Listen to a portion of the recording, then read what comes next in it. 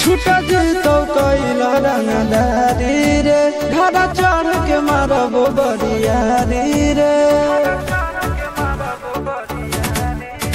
छूटा जीतो कैला रंगदारी रे घर चढ़ के मारबो बरियारी रे तोरा बाप के न तोरा दादा के चिन्हबो बेटा सब गोली मारबो ताएगो गिनबो तोरा बाप के न तोरा दादा के चिन्हबो बेटा सब गोली मारबो ताएगो गिनबो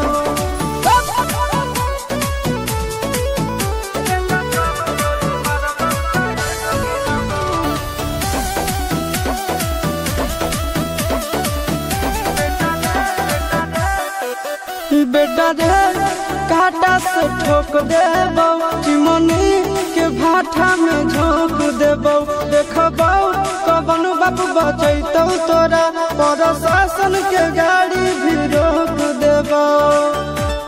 बेटा जी सुनो बेटा रे काटा से ठोक देबो चिमनी के भाटा में झोंक देबो देखबो कवन बाप बचैतौ तोरा प्रशासन के गाड़ी भी रोक देबो तोरा जैसन के हम खड़े खड़े गिनबो बेटा सब गोली मारबो ताएगो गिनबो तोरा बाप के न तोरा दादा के चिन्हबो बेटा सब गोली मारबो ताएगो गिनबो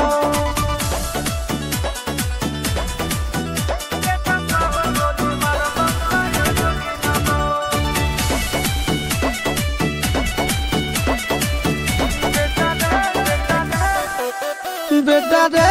दौड़ा के बाजार में मारबो गोली तोर कपार में रंगदारी जे करभी बिहार में गड़ देबो गंगा जी किनार में इतना मार पड़तो ना बेटा बेटा रे दौड़ा के बाजार में मारबो गोली तोर कपार में रंगदारी जे करभी बिहार में गड़ देबो गंगा जी किनार में चिंटू आशीष के कारण सुनबो बेटा सब गोली मारबो ताएगो गिनबो तोरा बाप के न तोरा दादा के चिन्हबो बेटा सब गोली मारबो ताएगो गिनबो मारत मारत पिछुआरा लाल कर दे बेटा ध्यान से।